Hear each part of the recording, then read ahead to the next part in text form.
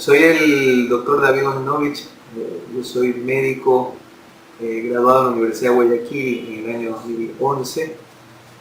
Tengo especialidad en medicina interna, geriatría. ¿De qué trata o de qué consiste la cirrosis?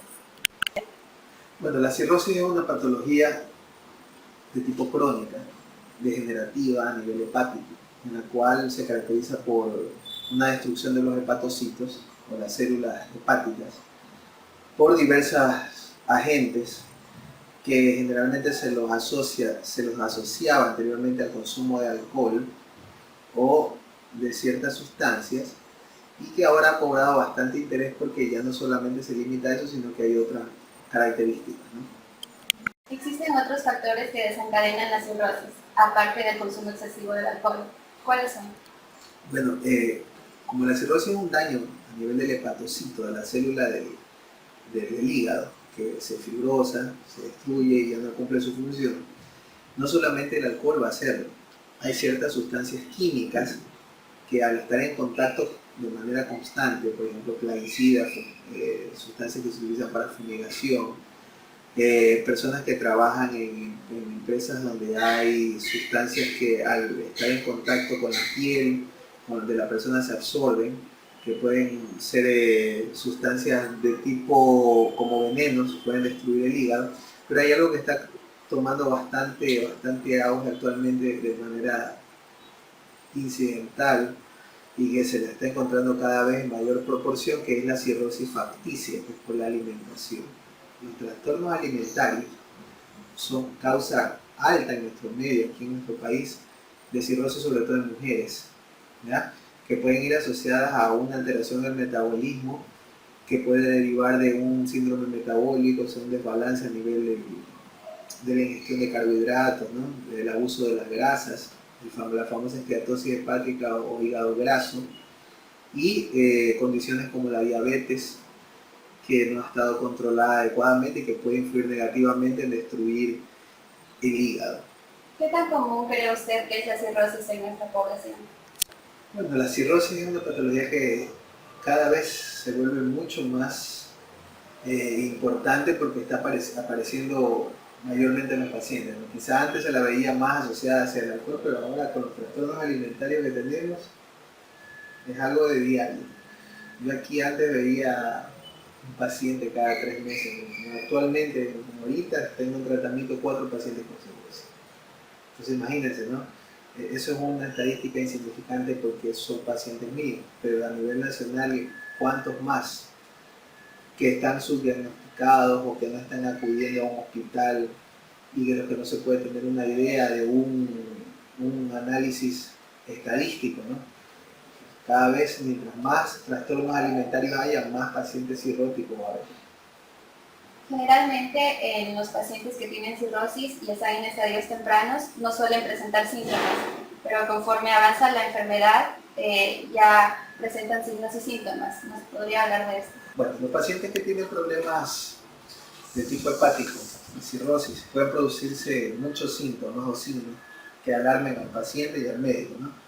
Generalmente cuando se afecta el hígado, se afecta también la parte de la circulación portal, o sea, la vena porta que llega al hígado, y con eso se aumenta la presión a nivel de esa vena y produce de manera retrógrada por circulación varices que pueden ser a nivel esofágico, pueden aparecer a nivel rectal, hemorroidal, pueden aparecer incluso en el abdomen en forma de cabeza de medusa, que se le conoce, ¿no? Puede haber sangrados, porque al afectarse el hígado se afectan los factores de la coagulación dependientes del hígado, por ello va a haber mayor incidencia de hemorragia en esos pacientes. Puede haber una alteración en la coloración de la piel y de la mucosa ocular, que es la esclerótica, que se torna amarilla porque el hígado no puede eliminar de manera adecuada la bilis y se comienza a retener en el organismo y se torna un tinte ictérico o amarillo en el paciente. Y generalmente la baja de peso, la pérdida de la masa muscular y la acumulación de líquido en el tercer espacio, sobre todo a nivel abdominal, que se llama ascitis. Finalmente, ¿qué recomendaciones daría a las personas para que no lleguen a una cirrosis? Alimentarse bien, llevar una vida saludable, aparte de hacer ejercicio, Cuidar su alimentación, también evitar consumir ciertas sustancias nocivas, como puede ser el alcohol, ¿verdad? Que con un consumo generalizado o diario puede afectar de manera irreversible, porque la cirrosis es un proceso irreversible y que puede tener consecuencias graves a la salud, ¿no? Ya que la única solución ahí es el trasplante, no hay otra. Pero una vez que está con cirrosis un paciente no hay marcha atrás. Hola, buenas tardes. Soy Emilio León, licenciado en Dietética y Nutrición. ¿Cree que el paciente con cirrosis puede consumir cualquier tipo de alimento? Bueno, en este caso el tema de cirrosis es muy amplio, ¿no? Directamente contestando su pregunta, normalmente los pacientes con cirrosis sí pueden consumir cualquier tipo de alimento, pero hablando específicamente de una alimentación saludable. En este tema aquí aborda mucho lo que es la parte de energía, la parte de grasas, carbohidratos y la parte de las proteínas. Siempre el labor nutricionista va a depender de cuánto va a ser el requerimiento calórico de este paciente, cómo lo vayamos a manejar con las necesidades energéticas diarias y directamente comenzar el plan nutricional con este paciente que vayamos a obtener directamente para manejarlo directamente con los porcentajes adecuados de los nutrientes respectivos. ¿Cuándo cree usted que se debe empezar el tratamiento nutricional en la persona que padece de cirrosis? Bueno, en este caso, esta pregunta es muy buena, pero ya va a depender mucho de las personas en sí, porque nosotros estamos mal acostumbrados, lo podemos observar o ver, que nosotros nos realizamos exámenes cada una vez al año y si es que nos enfermamos. Pero aquí la verdad, la situación actual que vivimos en la salud debería ser cada 6 meses o 3 veces al año realizar los chequeos generales, en este caso para ver cómo estamos en el estado de salud. Ahora, si nosotros vamos por el punto de que nos preocupamos por nuestra salud, podemos determinar que podemos tener una esteatosis, donde estamos a tiempo de evitar una cirrosis y con un buen plan nutricional comenzar a trabajar con este paciente. Pero la realidad es otra, la realidad es que nos llegan a nosotros pacientes ya con un tipo de cirrosis, donde directamente ya tenemos que abordar el paciente de urgencia y con otro tipo de tratamiento. ¿Cuáles son las funciones principales del riñón y qué pasa con ese órgano cuando existe una insuficiencia renal? Bueno, normalmente el riñón, pues, sabemos que tiene varias funciones. Las principales es un órgano hematopoyético, o sea que forma eritropoyetina para estimular la formación de las células sanguíneas. Segundo, controla el equilibrio hidroelectrolítico del cuerpo, o sea la cantidad de líquido y la cantidad de electrolitos que hay en la sangre. Tercero, es un órgano depurador, que se encarga de eliminar los desechos del organismo, sobre todo los desechos nitrogenados, que son la urea, la creatinina y el ácido úrico. Y es un órgano que básicamente luego del músculo y del hígado es el tercer órgano donde se almacena glucógeno en el cuerpo humano. Entonces tiene esas funciones que no solamente son de limpieza, sino también de almacenamiento y de generación de células. ¿Qué se afecta cuando hay insuficiencia renal? Todo, se pierde la función de depuración, se pierde la función de eritropoiesis y por ende pues se comienzan a retener desechos, sobre todo lo que le decía los nitrogenados, urea, creatinina y ácido úrico, que pueden alterar y destruir el organismo en cuanto a su funcionamiento normal. Una pregunta muy frecuente es ¿por qué se daña el riñón? ¿Cuáles son las causas que desarrollan una insuficiencia renal? En nuestro país la causa de insuficiencia renal, básicamente las principales son 3. Primero, la diabetes mellitus tipo 2. La diabetes es la primera causa de daño renal. La segunda causa es la hipertensión arterial no controlada, que destruye también al riñón porque al haber una presión demasiado alta se destruyen las células mesangiales renales y ahí se pierde la función. Y la tercera causa más común de insuficiencia renal pues son los problemas derivados de las infecciones a nivel de las vías urinarias, la pielonefritis, ¿no? Que no sea tratada a tiempo y que pudiera alterarla. Hay otras causas como por ejemplo el daño crónico por cálculos renales, afectación por sustancias químicas nocivas que puedan destruir el riñón, aplicación de medios de contraste en el cuerpo que pueden alterar la función del riñón y producir una insuficiencia renal aguda, ¿ya? Entonces pueden ser muchas las causas, pero las principales son las que les dije al inicio. ¿Cómo se diagnostica de manera oportuna la insuficiencia renal? Bueno, la insuficiencia renal se puede diagnosticar de manera oportuna con un simple examen, ¿no? Hay exámenes de laboratorio que sin ser tan complicados pueden ayudarme a tener una idea de cómo está la función del riñón, como son un examen de orina en el cual se haga la microalbuminuria. La microalbuminuria me dice a mí que el riñón está dejando escapar proteínas y ahí ya es un comienzo de un daño renal. Segundo, medir los nitrogenados, urea, creatinina y ácido úrico en sangre, ¿ya? Y finalmente pues hacer el examen que se puede hacer en 24 horas, que es la recolección de orina de 24 horas para medir la tasa de filtración. Y ahí nosotros podemos saber el grado de funcionamiento del riñón.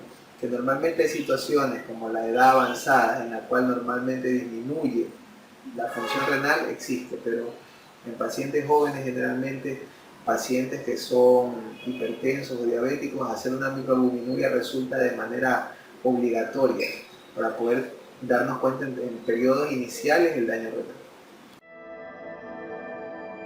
¿Cree que se debe controlar la ingesta de potasio en la dieta de los pacientes que padecen insuficiencia renal y por qué? Sí, se debe controlar sí o sí lo que es la ingesta de potasio en este clase de pacientes, porque todo paciente que tenemos, directamente hablando, vuelvo y repito, en una terapia respectiva, ya sea diálisis, peritoneal o hemodiálisis, a estos pacientes siempre se les hace un control mediante los laboratorios bioquímicos, ¿no? Y nos va a demostrar o a determinar cómo está el potasio en este paciente. Si el paciente siempre, por lo general, va a tener un potasio elevado, y nosotros tenemos que trabajar directamente con el tipo de alimentos para darle un control a este paciente. Siempre mes a mes nosotros estamos observando y dando mucha importancia, incluso se dan charlas a los pacientes para el alto consumo de potasio en los alimentos. Siguiendo hablando del potasio, porque siempre va a ser muy importante hablar de este tema, porque los pacientes, es más, deberíamos saber que el potasio trabaja directamente en la parte muscular. Y como nuestro corazón es un músculo, entonces el potasio está elevado, puede producir lo que son arritmias. Hay pacientes que sufren de preinfartos, en muchos casos también ya comprobados científicamente, hay pacientes que ya tienen paro cardíaco, evidentemente por el potasio elevado. Por eso nosotros como nutricionistas siempre va a ser muy importante tener el control de este electrolito. Ahora, los alimentos que normalmente se están manejando, que sean bajos en potasio, bueno, en este caso, recordar que todos los alimentos tienen potasio, pero alimentos que tienen menor cantidad, en este caso las frutas, podemos estar hablando de la manzana, pera, la uva, en vegetales puede ser también el apio y la col, obviamente. ¿A qué se refiere cuando un paciente llega y le dice que tiene hipotiroidismo? Bueno, un paciente con hipotiroidismo es aquel paciente que obviamente va a tener un desbalance en cuanto a sus hormonas tiroides. Un paciente con hipotiroidismo tiene la característica de que va a presentar una serie de signos y síntomas que van a hacer que yo como médico sospeche alguna alteración a nivel de esa glándula. ¿Cuáles son las manifestaciones clínicas propias de esa patología? Bueno, las manifestaciones clínicas más comunes son alteraciones primero del peso, porque el paciente llega con problemas generalmente dice, doctor, lo que pasa es que yo hago dietas y no puedo bajar de peso. Segundo, cansancio físico. Sienten que aunque están tomando suplementos, vitaminas, cualquier tipo de sustancia que sería un energizante, sienten debilidad, sienten apatía, no tienen ganas de hacer las cosas. Otra es la debilidad a nivel sobre todo de las uñas, del cabello y de la piel, que generalmente no cicatriza adecuadamente o no cicatriza rápidamente, el cabello comienza a caerse, se vuelve quebradizo, débil, fino, y las uñas por lo consiguiente también se vuelven débiles. ¿Qué nos puedes decir sobre el hipotiroidismo subclínico en este caso? ¿Cuál es la diferencia más que todo en la patología en general? El hipotiroidismo subclínico, como su nombre lo dice, es aquel que clínicamente, o sea, el paciente uno examinándolo o preguntándole, no va a encontrar mayormente alguna sospecha que me vaya a decir a mí como médico que el paciente tenga algún trastorno a nivel de la tiroides. O si la hay, es un cambio tan mínimamente determinado que nosotros no podemos llegar a un diagnóstico sino mediante exámenes de laboratorio. Es decir, ahí ese paciente se lo va a diagnosticar mediante un examen de laboratorio que generalmente es accidental, o sea, no es que uno lo hace buscando la enfermedad, sino que por un tamizaje o una investigación indirectamente se puede llegar al diagnóstico. ¿Cuáles son estos tipos de exámenes que se realizan? Si es un hipotiroidismo como tal, clínicamente con todos los síntomas, generalmente el examen que se hace es medir las hormonas tiroides, que son la TSH, y los productos de esa hormona, de esa glándula tiroides, que son la T3 y la T4, ¿no? Una alteración que normalmente se observa en la mayor parte de casos es la elevación de la TSH, o sea, la hormona tiroestimulina. Hipotiroidismo viene de hipo, que significa bajo, y tiroidismo de la función de la tiroides, es decir, es una baja función de la tiroides, por ende aumenta la hormona que quiere estimularla para que trabaje. Entonces, por ende, la TSH va a estar elevada, por encima de los valores referenciales dependiendo de cada laboratorio. ¿Cuál es el tratamiento adecuado para esta patología? Bueno, el tratamiento adecuado para el hipotiroidismo se lo hace desde el punto de vista clínico, médico, administrando lo que falta, ¿no? Que sería la levotiroxina, que es una sustancia que va a actuar sobre ese paciente que no está funcionando adecuadamente. Es decir, voy a estimular a que esa glándula empiece a funcionar de manera adecuada. Depende de la dosis, se puede comenzar con dosis bajas y luego ir subiendo, o dependiendo del grado de elevación de la TSH. Si la TSH está sumamente elevada, pues obviamente se comenzará con dosis bastante altas de levotiroxina. Pero el tratamiento no solamente es eso, el tratamiento tiene que ser multidisciplinar, es decir, que no solamente va a ver el médico clínico o va a ver el médico endocrinólogo, tiene que verlo a un cardiólogo, porque a veces en esos pacientes hay arritmias, o sea, se les acelera el corazón, comienzan a tener elevaciones de la presión arterial, comienzan a tener alteraciones a nivel del metabolismo del corazón, entonces tiene que verlo a un cardiólogo. Y viene la parte importante y la parte central de todo esto, que a veces los médicos no entendemos, que es la parte nutricional. Nosotros los médicos podemos dar una opinión acerca de una nutrición para un paciente, pero no va a sopesar o va a ser mayor a una guía de una persona que está especializada en eso, en la nutrición. No es lo mismo hacer una maestría de 2 años que estudiar 5 años una materia relacionada a la nutrición. Entonces, ahí el nutricionista es parte importante dentro de ese equipo multidisciplinario de tratamiento del paciente, porque yo puedo hacer un buen tratamiento con hormonas. El cardiólogo puede controlar bien las arritmias, los problemas del corazón. El endocrinólogo me puede ayudar a mejorar algún aspecto. Pero si no hay una buena alimentación de fondo, que es la primera causa de trastornos de la tiroides, trastornos alimentarios crónicos, no va a haber un buen resultado, no va a haber un buen control del paciente. ¿Cuáles son las máximas diferencias que se dan entre el hipo y el hipertiroidismo? Como lo dice el nombre, el hipertiroidismo se diferencia básicamente del hipotiroidismo porque en el hiper hay una excesiva función en cambio de la hormona tiroides y de la glándula tiroides. ¿Qué sucede? Que el paciente tiene los efectos contrarios, más bien acá no va a subir de peso, sino que va a bajar totalmente de peso. Su corazón va a estar mucho más acelerado aún que la persona que es hipotiroidea, va a tener muchas más arritmias, va a ser mucho más llamativo el hecho de la alteración de la función de la tiroides, y puede presentar incluso trastornos más graves, porque puede afectarse la presión arterial de manera más grave y puede producir un infarto, puede producir un accidente cerebrovascular, ¿no? Entonces son cosas que, aunque están en la misma glándula, son dos polos opuestos, ¿no? Uno de otro. ¿Cuáles son los exámenes que se utilizan para detectar el hipertiroidismo? Para detectar el hipertiroidismo, básicamente utilizamos la parte clínica, el examen físico del paciente. Examinamos la presión, los signos vitales, vemos la sospecha de que ya hay alguna alteración, la pérdida de peso, las alteraciones a nivel ocular, ¿no? Que se protruyen los ojos por la alteración justamente hormonal.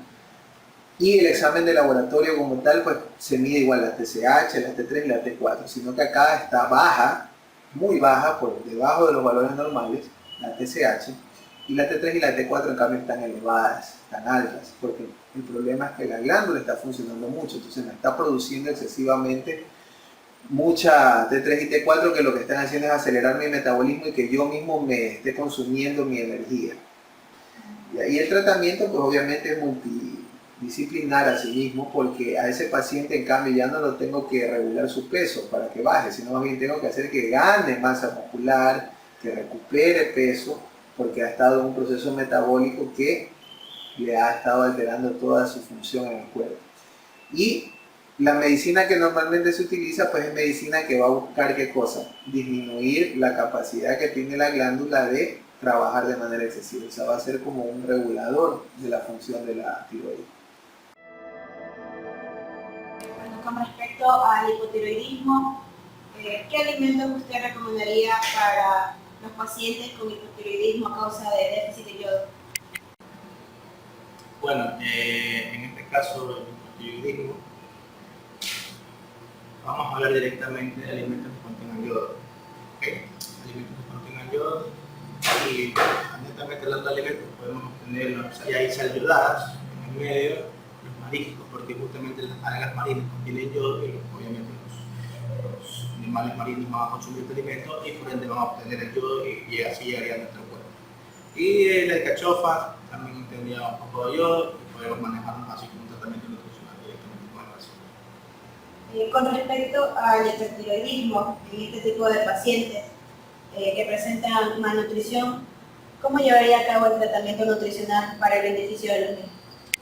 Bueno, al hablar de hipertiroidismo y hablar de malnutrición en sí, podemos estar desglosando en pacientes que obviamente van a tener una desnutrición o pacientes que van a tener un sobrepeso o una obesidad que se puede dar. Es muy raro que se dé en la parte de la obesidad, pero hay casos. En cuestiones ya de hablar de tratamiento nutricional tenemos que determinar mediante lo que es la anamnesis, lo que es el requerimiento calórico de nutrientes para saber y determinar cómo va a ser la ingesta diaria de este paciente y cómo vamos a desglosar los macros y los micronutrientes, especificando de los dos casos. Ahora, directamente, si hablaba en un rato hablamos de hipotiroidismo, hablábamos que había que aumentar el consumo de yodo, o no aumentar, y directamente dar el consumo de yodo. Ahora, en este caso de pacientes va a ser lo contrario, vamos a darle disminución de este tipo de elementos, donde vamos a estar hablando que ya la disminución o eliminación de los mariscos, porque son alimentos que contienen mucho yodo, y directamente algunos tipos de lo que son vegetales, como lo que es la alcachofa, como la dije hace un momento. Directamente vamos a desglosar como un plan alimentario y para dar el mantenimiento y mantener una calidad de vida con este paciente. Ya. ¿Cómo definiría usted el cáncer? Bueno, el cáncer es una enfermedad grave que, bueno, ahora con la tecnología ha habido mucha mejora en cuanto a darle calidad de vida y tiempo de vida al paciente, incluso mejoría o remisión de la enfermedad. Pero el cáncer básicamente es una alteración que se produce en el organismo en la mitosis de la célula, o sea que la célula comienza a dividirse excesivamente en cualquier sitio. Puede haber cáncer desde el cerebro hasta la piel, los órganos, en todos lados donde hay mitosis, donde hay células que se están constantemente regenerando, ¿no? Específicamente en qué parte de la mitosis actúa el cáncer, actúa sobre todo en el periodo del ciclo celular de la preparación para entrar a la mitosis, es decir, en el G2. Y eso hace que las células se sigan multiplicando de manera infinita. Y eso hace que aumente el volumen de células y esas células conforme se van multiplicando van perdiendo características que deberían tener y eso hace que muten, cambien y produzcan todas las alteraciones dependiendo de cada una de las apariciones del cáncer en el sitio donde esté, ¿no? ¿Cuáles son los tipos de cáncer que se presentan con mayor frecuencia? Pero más que los tipos de cáncer, me gustaría a mí hablar acerca de en qué enfermedades más se produce el cáncer. El cáncer se produce más en pacientes diabéticos actualmente, por el desequilibrio metabólico. Toda enfermedad metabólica produce cáncer a la larga, porque ese proceso inflamatorio crónico, ese desequilibrio que hay en el organismo por una mala alimentación, por una mala nutrición, va a producir inflamación y toda inflamación crónica va a producir cáncer a la larga. Entonces, Los más comunes aquí en el país, de acuerdo a las cifras que hay en el Instituto Ecuatoriano de Censos, el INEC, son los cánceres de tiroides. Por eso es que nosotros estamos ahorita contando el problema de tiroides, no solamente hiper, sino cáncer de tiroides, cáncer de estómago, cáncer de páncreas y en la mujer los cánceres a nivel del ovario, a nivel del útero y a nivel del cuello, a nivel del cervix uterino. Ahí son los cánceres que hay mayormente de forma actual en el país. Y bueno, por los otros cánceres que son derivados de, por ejemplo, el cáncer de pulmón, que se asocia más a consumir cigarrillo, a estar en contacto con sustancias irritantes a nivel de la vía respiratoria, pero bueno, son mucho menos comunes. Los más comunes son los que les indiqué. ¿Cuáles son las manifestaciones clínicas que se presentan en la mayoría de los tipos de cáncer? Casi siempre el cáncer se asocia a que el paciente pierde peso, ¿no?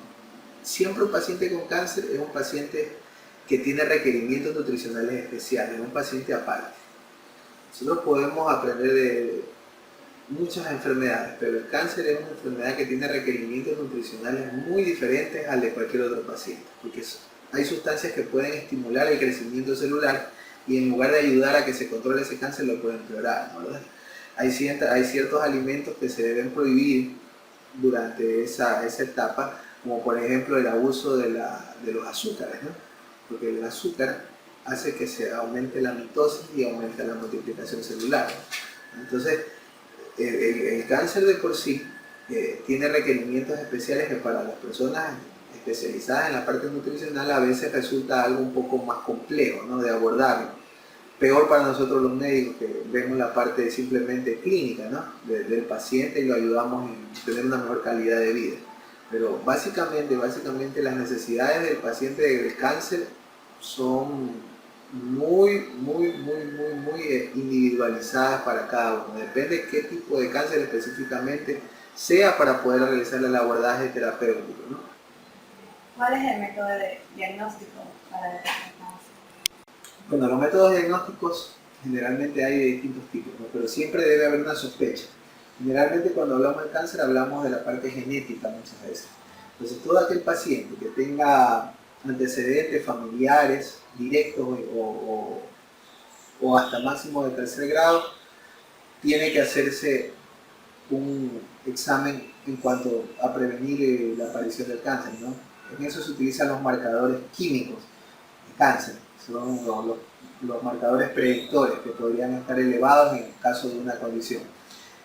Generalmente se llaman marcadores tumorales. Los marcadores tumorales a veces el problema de ellos es que son sensibles pero no son específicos. ¿Qué significa eso? O sea que pueden elevarse pero yo no puedo saber exactamente en qué parte está el cáncer.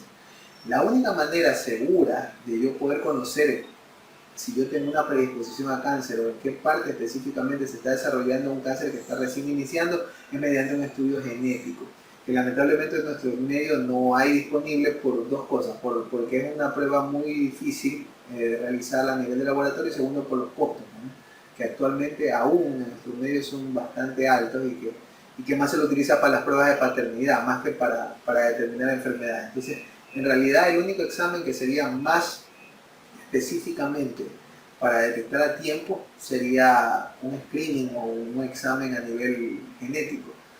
Los marcadores tumorales ayudan, pero no son específicos. Sí son sensibles porque sí se elevan en el momento que tienen que elevarse cuando hay cáncer, pero no se sabe específicamente a dónde.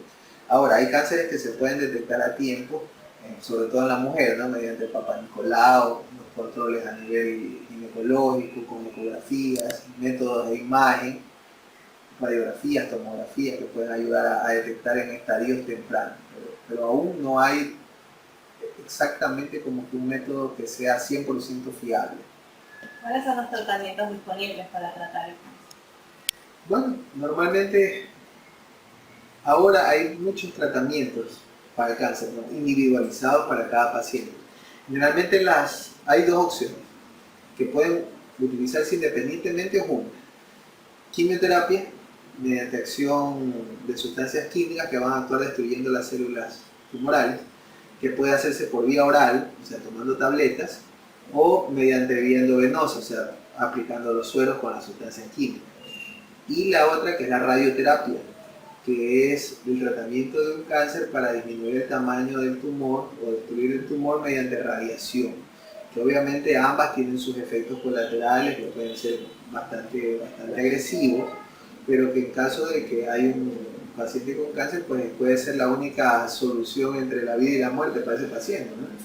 Y el otro tratamiento que es la parte nutricional, que eso sí debe ser bien ordenado y seguirse al pie de la letra, porque a veces en nuestro medio nosotros tenemos una mala percepción, una falsa percepción acerca de tomar ciertas aguas milagrosas, consumir ciertas sustancias de origen natural, que las venden o las promocionan como anticancerígenas, cuando a veces lo que realizan es una interrupción al tratamiento normal del proceso del cáncer que se está siguiendo, ¿no? ¿De qué vale hacer la quimioterapia, la radioterapia, todo si no van a seguir un control adecuado que le va a permitir sobrellevar de mejor manera los síntomas de la quimioterapia o la radioterapia, que sería mediante una buena nutrición? Al estar bien nutrido un paciente con cáncer, va a tener menos síntomas derivados de la radioterapia o la quimioterapia, e incluso va a perder menos peso y eso va a mejorar la calidad de vida del paciente, ¿no? ¿A qué se refiere el término remisión? El término remisión, como su significado tiene, ¿no?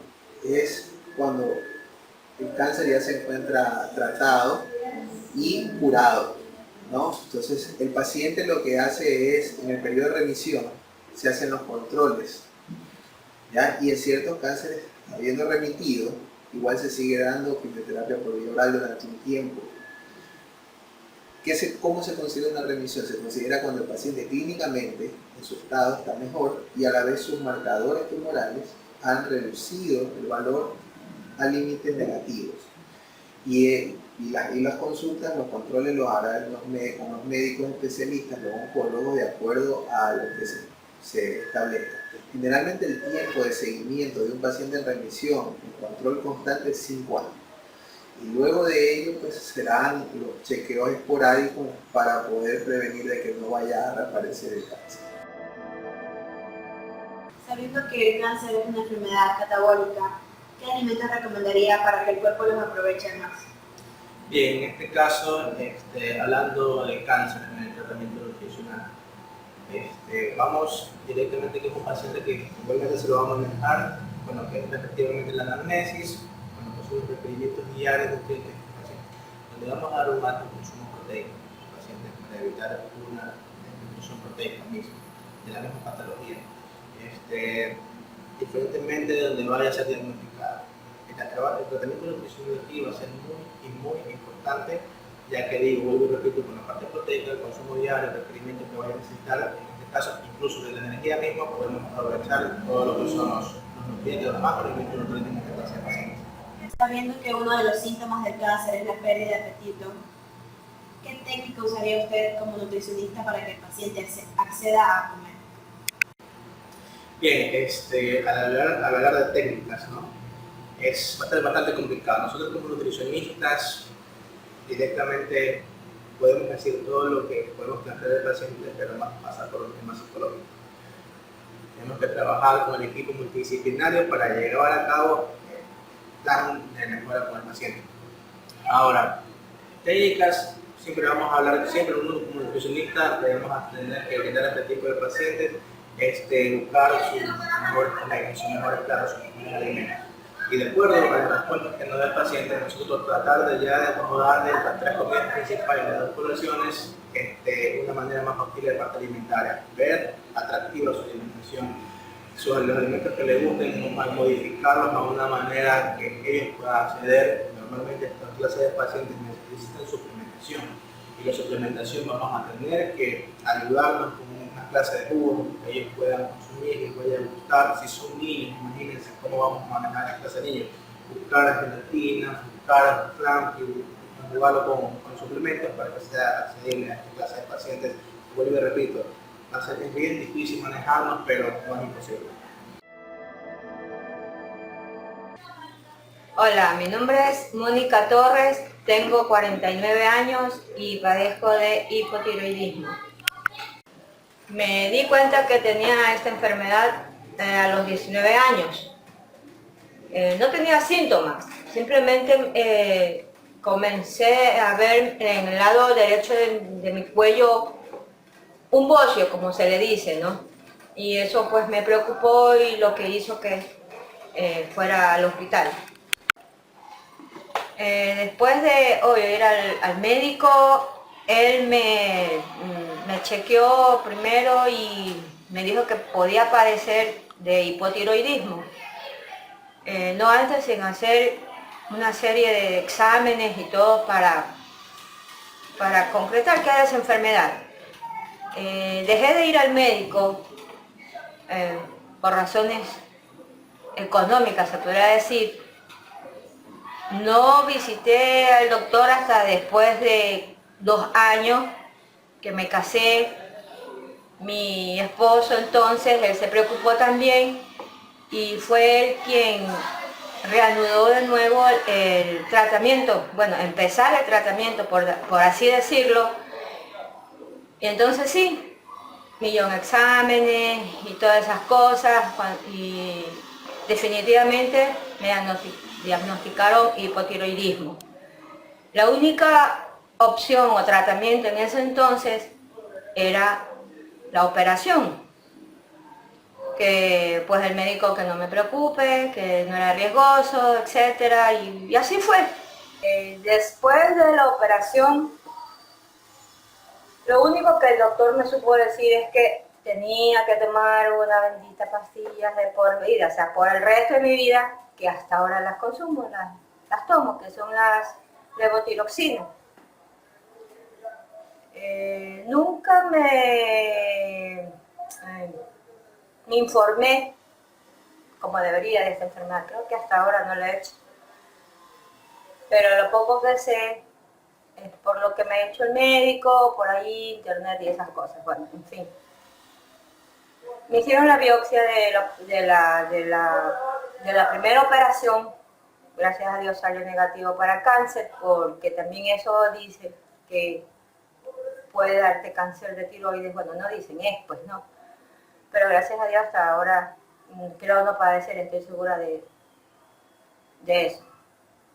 Y pues tomo las pastillas en las mañanas, periódicamente a través de los exámenes del TSH4 o 3, bueno, no sé muy bien, me valoran, me aumentan o me disminuyen la cantidad, la dosis de las pastillas.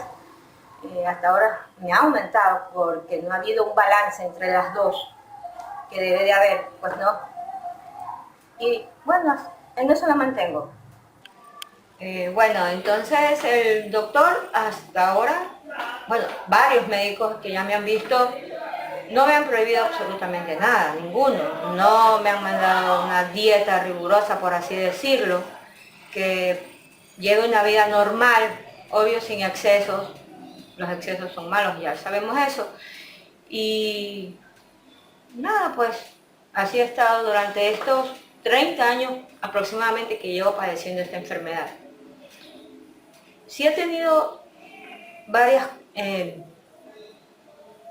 síntomas, se puede decir, ahora, en estos últimos 4 años, se puede decir, que se relacionen con esta enfermedad, aunque le he preguntado al médico, ellos dicen que no, otros me dicen que sí tiene que ver con el hipotiroidismo.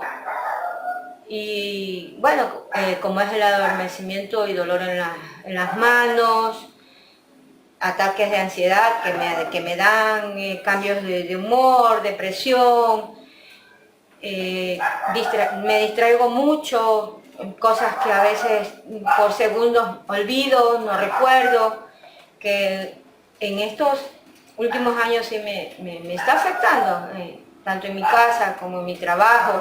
Pues sí me preocupa un poco, vuelvo y repito, trato de llevar una vida normal, pero sí, especialmente en este último año de mi vida, he tenido problemas de salud, como los antes mencionados, que me están afectando. Vuelvo y repito, me están afectando mucho en casa, y he comunicado en el trabajo, pero no les he llevado un certificado, no, como siempre todo jefe, sí, bueno, pero nada, creo que sí necesitamos las personas que padecemos esta enfermedad, como cualquier otra enfermedad, es apoyo, comprensión y eso, ¿no? Que nos sepan entender. Por lo menos a mí a veces me siento súper deprimida, no sé si tenga algo que ver con eso, porque siento que doy todo y no, o sea, no avanzo. Los dolores en las manos, que me olvido, que me siento distraída, cambios de humor, eso es horrible, porque me siento un momento bien y al rato o tengo ganas de llorar o tengo ganas de explotar o de gritar y yo trato de controlar eso y es muy difícil. Después de mi primera operación, volví aproximadamente 13 años, 13 años después de la primera operación. En cambio fue del lado izquierdo de mi cuello que volví a sentir abultarse de nuevo un bocio. Y me operaron por segunda ocasión de la tiroides, pero del lado izquierdo. Aparentemente en esa operación el médico me dijo que yo no tenía las 2 glándulas tiroides, que ya me las habían extirpado. Cuando me vio el médico del seguro social, y me chequeó, me hizo ¿cómo es que se llama? Bueno, como una radiografía, no recuerdo bien el nombre, me dice que si es verdad que ya no tengo las glándulas del lado izquierdo, pero del lado derecho todavía tengo, me dice él, un pedacito, por así decirlo, ¿no? Me volvió a hacer biopsia sin operarme y todo salió bien.